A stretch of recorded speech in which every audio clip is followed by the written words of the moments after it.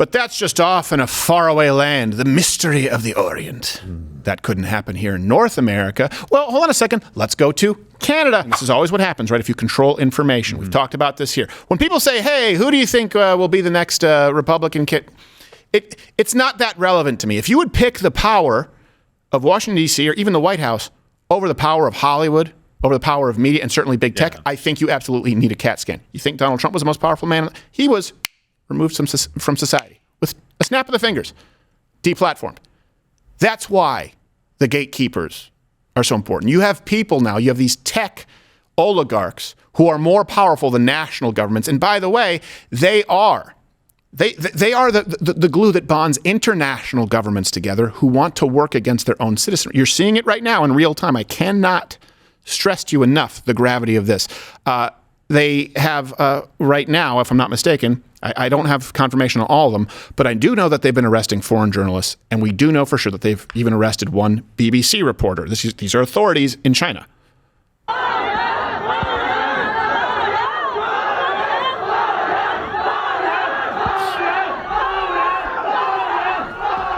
You say that's a BBC reporter? Mm-hmm. That is right there. Now, here's the thing. Is that terrible? Sure. But let's also be clear. We're several steps in there of allowing your autonomy to be removed. Sure, China's really bad. I understand that. But does the BBC reporter really have a leg to stand on when it's BBC, when it's government-funded news? The same thing in Canada, CBC? You can bitch about corporate media, man. Sure. What about when it's government media? Mm-hmm. And we'll get to Canada in a second.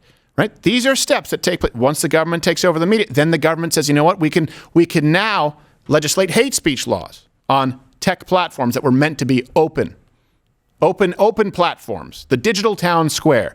So, yeah, obviously I don't think this person should be arrested by the Chinese Communist government, but would that BBC reporter support American journalists? Would he support us being deplatformed for saying things that would never be allowed on the BBC? It's incremental. It's the frog in the pot of boiling water. What's happening in China, just to drive this home, could never happen here in the United States. We think that we're somehow beyond the idea of, well, war even, but certainly some kind of civil war, or certainly some kind of authoritarian regime that needs to be stepped down, or certainly the infringement on our rights that would be so extreme where we say, when did this happen? When did we lose it? Except it basically did happen in America Light, commonly known as Canada, with the trucker convoy. Freedom. This is for freedom. Downtown Ottawa, the centre still paralysed. Police putting up fencing around government buildings. Around 400 trucks are still here. Leaflets are being handed out. They're telling the truckers to leave the area now or risk arrest and vehicle seizures.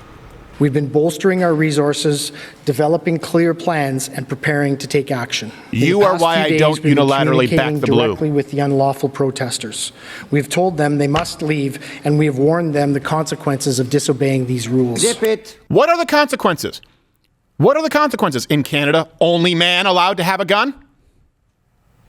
Comment below if you remember. And before I get into it, we'll have all the references available. If you can see the similarities between China and Canada. One's welding the apartment. The other one is, putting the boot on your truck, which again is how you make a living. Less severe? Sure.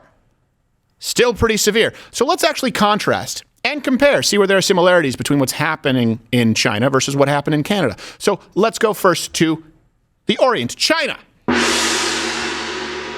In case you thought this was getting too serious. Authorities spared no expense.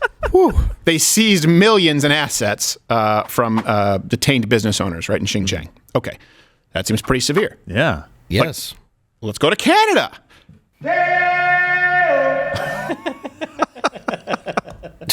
Trudeau froze the funds of the convoy protesters, which, by the way, should be absolute. That, to me, is reason enough for revolution.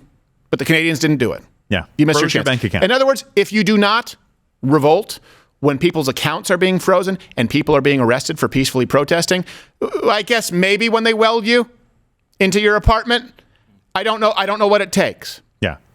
The great sin they committed was having a truck parked downtown and honking occasionally. Yes. And that was bank forfeiture. Basically, you just can't have any access to money. Oh, so you can't feed your family or pay your bills or anything. And there are new developments that are even worse. Again, what would the left do if completely unfettered? What would China do, the CCP, if they had absolute power I think you kind of know because they sort of have.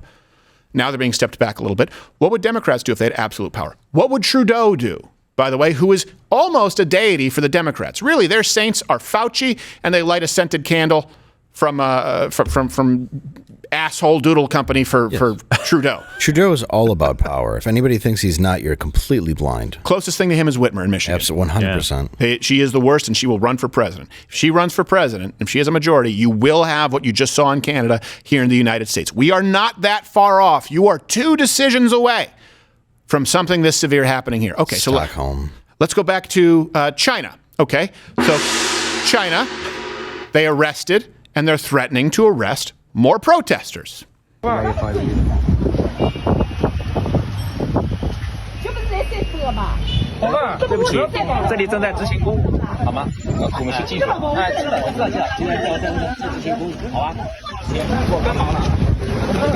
Must delete or face arrest. Well, how do you arrest them?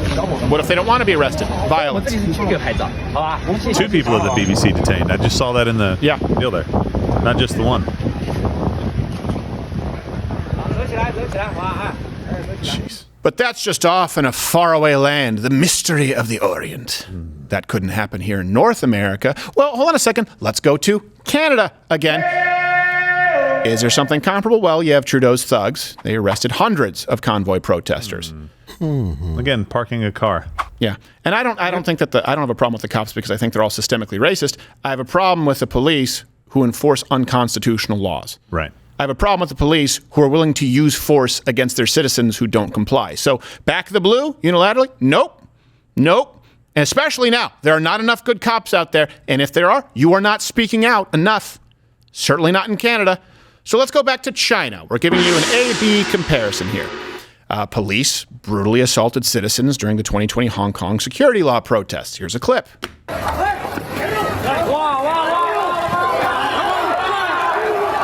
What is she, 80 pounds? Good God. In China, that's considered average. Well, true. It's just such an example of weakness, though. Right.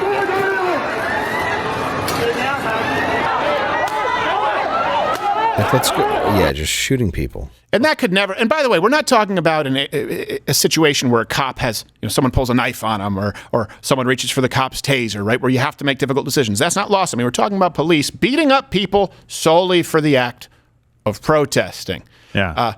Now, that, of course, is extreme. That's about as extreme as you get. Yeah, they were fined for not socially distancing. I don't know if you saw the little the letters there. Right. The reason this girl was tackled, the reason that this 12-year-old girl that was such a threat to your regime was tackled is because she was too close to her brother. Right. And maybe a few other people in the crowd potentially. But it was perfectly healthy to have 4 grown men pile on her. Yes, indeed. Right. Like it was a Disney audition. Yes, exactly. You absolute cowards. Nickelodeon, Yes, please. sorry, Nickelodeon. Yeah. Yeah. Dan Schneider. Nick for his After show. Dark. Nick at Night. So this happened in China. That couldn't happen. Canada obviously isn't that severe. Let's go to Canada for a second. Is there anything? Well, sorry, that's right. Police angrily beat convoy protesters, right? Those were there were many reports of that. And here's something else. This was recent news. It's just sort of, it is bizarre that all of these things, sort of the timing is lining up. Trudeau's cabinet wanted to use tanks on the protesters. What? Yeah, Justice Minister David Lametti texted Public Safety Minister Marco Mendicino saying, you need to get the police to move and the CAF if necessary. Then Mendicino replied, how many tanks are you asking for? And Lametti answered, I reckon 1 will do.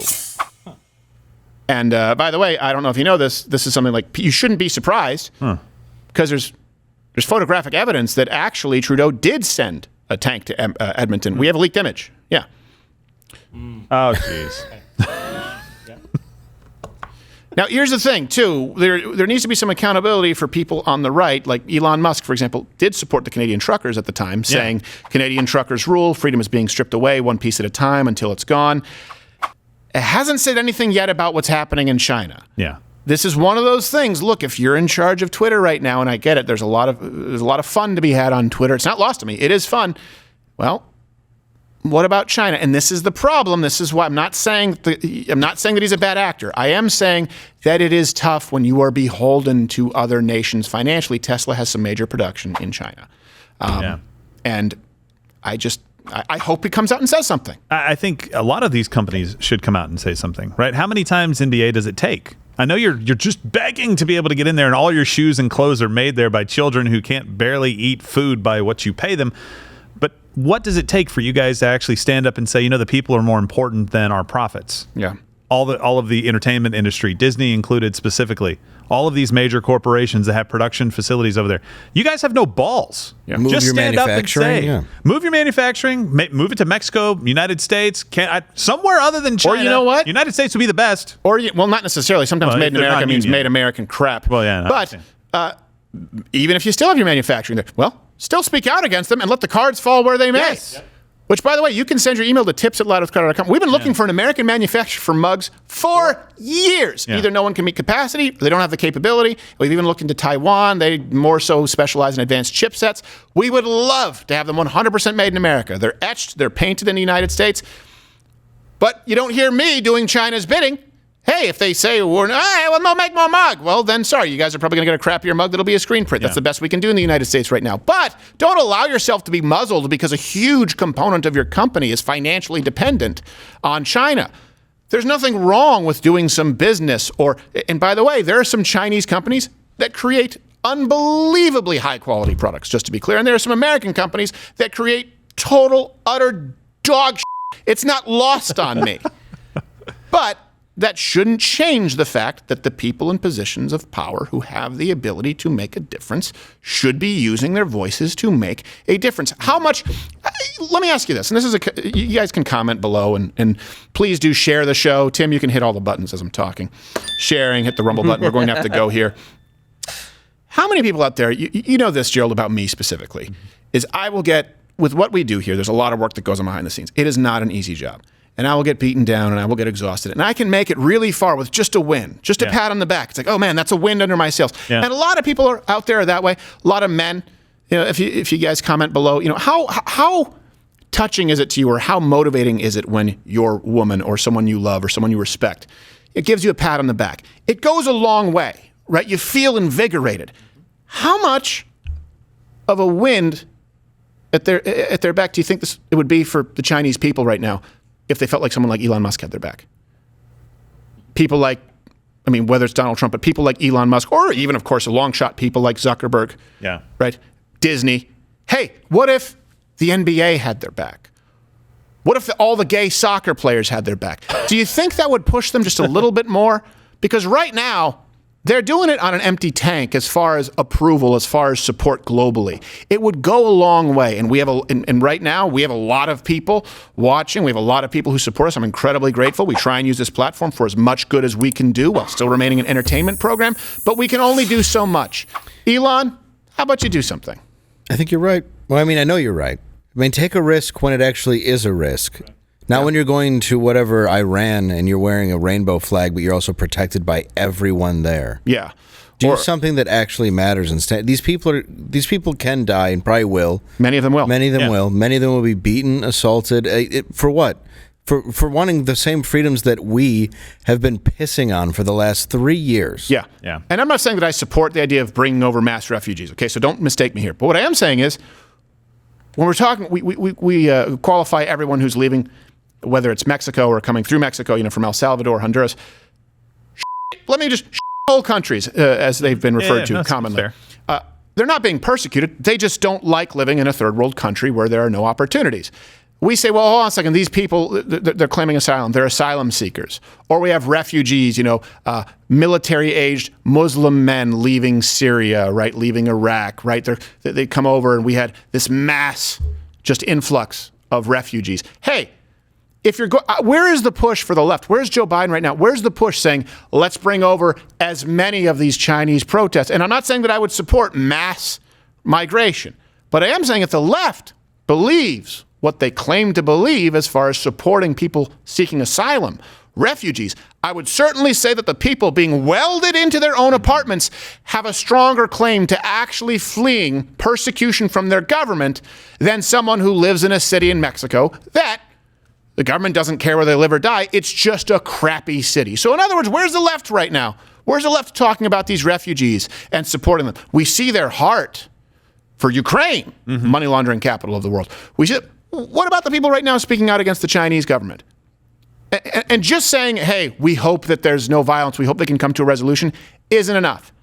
Our leaders need to be, if you're going to intervene in Ukraine and Russia, you certainly should say, yeah, get them, stick it to the CCP. Like to see something like that. Do you have any idea how invigorating that would be to these people? And instead, silence, silence, silence. Anyone who's silent, especially in a position of leadership, look, yeah, I'm not going to say that you should be ashamed of yourself, but I have no respect for you. Watch Louder with Crowder live, Monday through Thursday, 10 a.m. Eastern.